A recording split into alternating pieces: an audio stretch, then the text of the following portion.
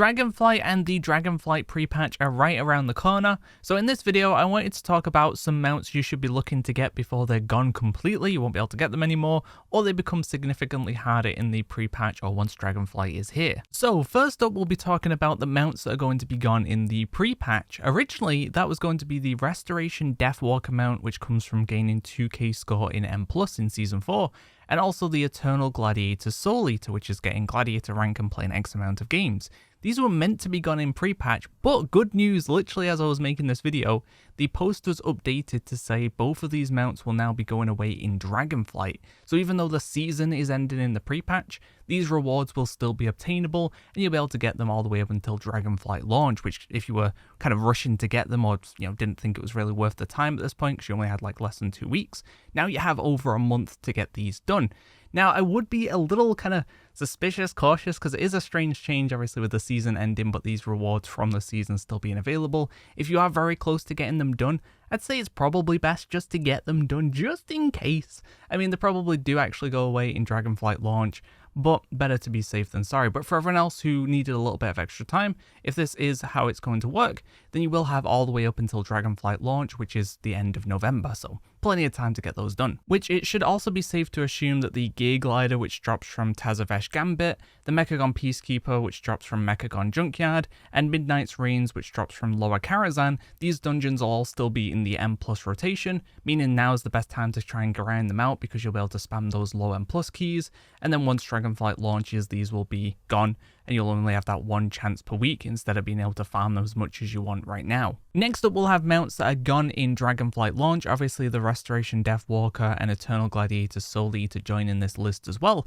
but previously we also had Jigglesworth Senior, which is the Slime Kitty. You need to go and do all of the raids on Fated difficulty on at least normal, and then we also have the Carcinized Zeref Steed, which is gotten from doing Heroic Jailer. You'll get a little quest item and you'll get that mount from doing that. And then the final things to talk about will be things that become harder once Dragonflight launches, so you'll still have a chance of getting them, it's just going to be a lot more awkward and you might want to tick some of these off your list now while you've got the time instead of waiting until after Dragonflight. The first up will be Vengeance's Reigns, which comes from Mythic Sylvanas. That is currently on a 100% drop chance when you kill it, and that will move down to a 1% drop chance in Dragonflight. Similar story with the Fractal Cipher of the Zeref Overseer. That is currently a 100% drop chance from the Jailer on Mythic, and once Dragonflight's here, that will also move to a 1% chance. So if you're able to Mythic raid, getting those done now while there's a guaranteed drop is definitely going to be worth it. Another one you should consider doing now is going and killing Iska/Roof Gorger of Ruin. It's the same rare essentialer,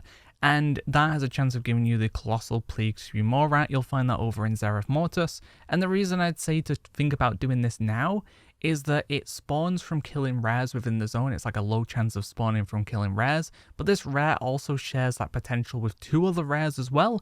So not only is it an awkward, chance to get it to spawn, but you need people to be proactively killing rares in the zone to make that happen, and it's just going to be a lot more difficult to have people killing the rares, and also you're not going to be able to find groups. Like right now it's as simple as going and sitting in the spawn location, finding a group up, going and killing it, but that's going to be a lot more difficult because people aren't going to be making groups anymore. So you'll have to rely on people or yourself killing rares and hoping you can make it spawn. Another rare that works very similar to Iska is going to be Controxy Obliterator, which you'll find in Korthia, and this works similar where killing rares, certain rares within the zone, have a chance of spawning a portal, and that portal is either going to be a Moorsworn portal or a Devourer portal, and if it is a Devourer portal then Controgs will come out of it, giving you a chance of getting that Rampaging Mauler mount. Now once again, similar situation where you're going to struggle to find groups, and then you're also going to struggle because people just aren't killing the rares themselves, so you're going to have to go around and kill the rares yourselves and hope you can get it to spawn. Another to consider doing is the Fallen Charger. It has that really obnoxiously long respawn timer where it's like 4 to 14 hours, somewhere in that range, and it has multiple paths it can take as well that you can't really cover on your own. And as we move into Dragonflight, there's just going to be less people kind of going after this mount, less people trying to share their groups and stuff. So it's just going to be nicer to kind of get that out the way now. And the drop chance is fairly good on it too. It's around a 10% drop chance. So I would definitely recommend doing that now. You just find some groups that are up that say like, oh, we've been waiting for 8 hours, or oh, it recently despawned, which if you don't know how it works, if it despawns, which means it does its full path because it runs once it starts spawning, if it despawns, then it will respawn again much faster than if it was killed. So just having that intel and having more groups available for this content is just going to make life easier. The next one up will be the Colossal Rafe-bound Morat, which I'll have a low chance of dropping from the Moorsworn supply chest found in Zereth Mortis in the kind of deserty area.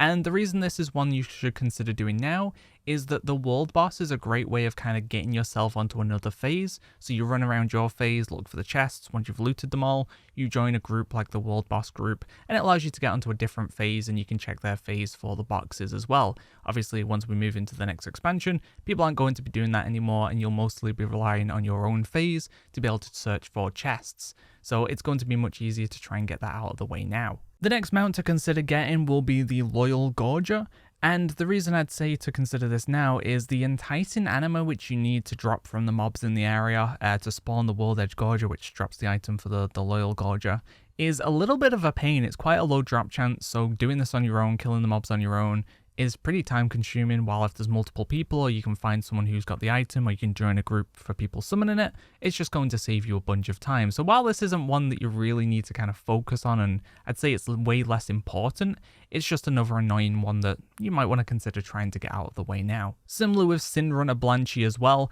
this is one where it doesn't really take that long to respawn, but just having the ability to join groups and have people kind of put up groups when they've got Blancher, it just saves you a ton of time, and that's going to be a luxury that you just won't have when we do move into the next expansion. If you don't know much about Sinrunner Blancher, it spawns and it'll begin running, and if you're in its path when it spawns, it'll kind of sit around for a few minutes, and it allows other people to kind of interact with it. And as we move into the next expansion, once people find it, they're not going to be making groups anymore, so you're going to have to find it on your own most of the time. So that is the end of the mounts that you should be looking to get before Dragonflight launches. Which mount are you trying to get the most before Dragonflight launches? Let me know. Outside of that, look out for more videos coming soon. Thanks for watching, guys. See ya.